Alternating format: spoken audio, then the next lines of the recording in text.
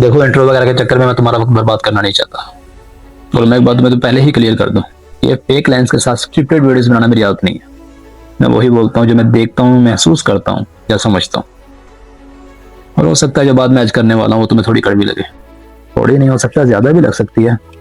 मगर याद रखना, ये कड़वा सच तुम्हें दिमाग की उस गुलामी से आजाद कर सकता है जिसमें तुम पिछले कई सालों से फंसे हुए। और अफसोस की बात तो यह है कि दुनिया के 95% लोग इस ट्रैप को देख ही नहीं पाते। और मेरे साथ इस ट्रैप की शुरुआत आज से तकरीबन 7 साल पहले एक मस्जिद के बाहर हुई थी। चलो वो किस्सा तो सुनाता हूं मैं। उस वक्त मैं 15 साल का था और मैं स्कूल से घर की तरफ जा रहा था। और उस वक्त मेरे साथ एक स्कूल की दोस्त भी मौजूद थी। और नमाज ज़ोहर का वक्त था और हम एक मस्जिद के बाहर से गुजरे तो मैंने देखा एक गरीब आदमी फटे पुराने कपड़ों में लोगों से मांग रहा था। और उसी मस्जिद के अंदर अमीर आदमी अल्लाह से मांग रहे थे। तो ये मामला देख के छोटी उम्र का था मैं, तो मेरे माइंड में एक बात आई। मैंने कहा देखो लोगों ने मस्जिद को भी कैसी जगह बना दी है कि जहाँ अमीर आदमी अंदर जाकर अल्लाह से मांग रहा है, वहीं गरीब आदमी बाहर खड़ा हुआ उन्हीं खुद गर्ज लोगों के सामने हाथ फैलाए खड़ा है। अब आप सोच रहे होंगे कि इससे क्या, इस वीडियो से क्या लिंक है? तो दोस्तों लिंक नहीं है, पूरा पूरा कनेक्शन है। इतने सालों पुराना किस्सा सुनाया तो वजह होगी। और अक्सर लोग कहते हैं कि ब्रेन की थिंकिंग में हमारा कंट्रोल नहीं होता, जब तक हम उसे कहीं और मूव ना कर लें सुकून नहीं मिलता। और इसी सुकून के चक्कर में तुम अपने बहुत से इंपॉर्टेंट और मेन काम गवा देते हो और तुम्हें लगता है कि तुमने दिमाग को स्किप कर दिया, यानी मूव कर दिया। नहीं, तुम तब भी उसके कंट्रोल में थे। नहीं समझे? तो समझाता हूं। जब एक गधा चलते चलते थक जाता है और अपनी रफ्तार कम कर लेता है और मालिक को लगता है कि ये मेरे मुताबिक नहीं चल रहा, तो मालिक क्या करता है? पीछे से एक जोरदार डंडा मारता है और गधा दल से बचने के लिए अपनी रफ्तार तेज कर देता है। अगले दिन फिर वैसा होता है, गधा स्लो होता है, मालिक डंडा मारता है, गधा फिर तेज हो जाता है। अब मालिक के माइंड में क्या बैठ जाता है कि डंडा मारो तो गधा तेज होगा। और इसी तरह उस गधे को अपनी पूरी जिंदगी दर्द में गुजारनी पड़ती है। अगर सोचो, अगर पहले ही दिन गधा मालिक के डंडा मारने पर तेज ना भागता बल्कि रुक जाता या गिर जाता या बैठ जाता, तो क्या मालिक मजीद मारता?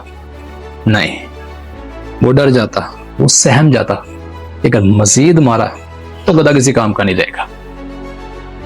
और इसी तरह गधे को दर्द में जिंदगी गुजारनी ना पड़ती, मगर क्या करे, वो गधा भी तो एक गधा ही है ना।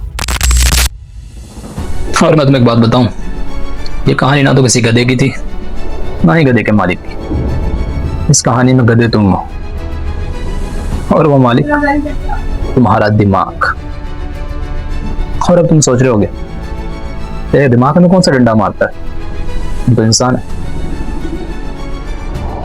तो सुनो, ये स्ट्रेस, ये एंजाइटी, ये रात भर जाकर थिंकिंग करना, चलते फिरते बेवजह का सोचना, यही तो वो डंडा है। क्योंकि जब भी तुम दिमाग की नेगेटिव प्रोग्रामिंग के खिलाफ जाने की कोशिश करते हो, जब कुछ बड़ा करने का सोचते हो, तो ब्रेन तुम्हें पीछे से एक स्ट्रेस का डंडा मारता है, एंजाइटी देता है ताकि तुम डर जाओ तो फिर से वापस उसकी गुलामी में लौट आओ जहां तुम पहले थे।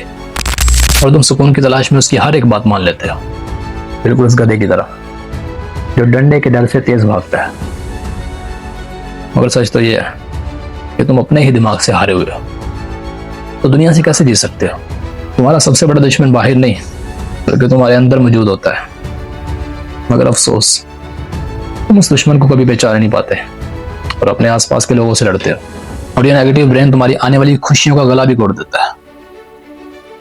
और ये दिमाग कोई ऐसी चीज नहीं है जिस पर किसी का कंट्रोल ना हो, बल्कि हकीकत तो यह है कि तुम कंट्रोल करने से डरते हो। और दिमाग कोई कंट्रोलर नहीं है जिसको तुमने खुद पर हावी कर रखा है। वो एक मेमोरी कार्ड की तरह है जिसमें जो तुम डालते जाओगे वो तुम्हें वही चीज दिखाता जाएगा, वही चीज सोचने पर मजबूर करेगा। अब ये तुम पर है कि तुम उसमें पॉजिटिविटी डालो या नेगेटिविटी। बस इतना याद रखना, जो चीज तुम डालते जाओगे ये चीज वही दिखाता जाएगा। हाँ, ये बात भी सच है कि तुम उसका कुछ बिगाड़ नहीं सकते, मगर ये बात भी झूठ नहीं कि तुम उसे कंट्रोल नहीं कर सकते। ब्रेन है वो मेमोरी कार्ड का काम करता है, कंट्रोलर का नहीं। कंट्रोलर तुमने उसे बना रखा है। इंसान अपने इमोशन को कंट्रोल कर सकता है, हर चीज, थिंकिंग, ए टू जेड बस वही मामला आता है ना, जैसे किसी के पास कार हो, जो चलाना जानता होगा वो चलाएगा, उसको नहीं चलानी आती वो कहाँ चलाएगा। ब्रेन को कंट्रोल करना सीखो। बस इतना याद रखना, ये कोई कंट्रोलर नहीं है, ये कोई कंट्रोलर नहीं है, ये एक मेमोरी कार्ड है। कंट्रोलर तुम हो, कंट्रोलर तुम हो। बड़ा कंट्रोलर तुम हो। और मैं चाहूँ तो तुम्हें यही बता सकता हूँ कि इसको कैसे कंट्रोल करना चाहिए, किस तरह तुम इसको कंट्रोल कर सकते हो, किस तरह काबू पा सकते हो। अगर ज्यादा बात करोगे तो वीडियो बहुत ज्यादा लंबी हो जाएगी। अभी सिर्फ इतना बताया, जितना बताया उतना समझ। इंशाल्लाह कोशिश करूंगा आगे भी तुम्हें समझा दूंगा, लेकिन अभी इस चीज को समझो, कंट्रोलर नहीं है, ब्रेन कंट्रोलर नहीं है, तुम कंट्रोलर हो। ये मेमोरी कार्ड है, ये एक स्टोरेज है, एक बॉक्स है।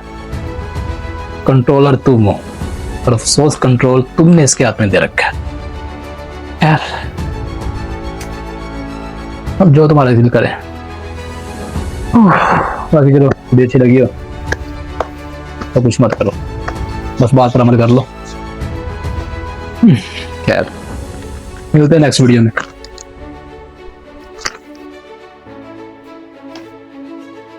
तब तक के लिए बाय बाय।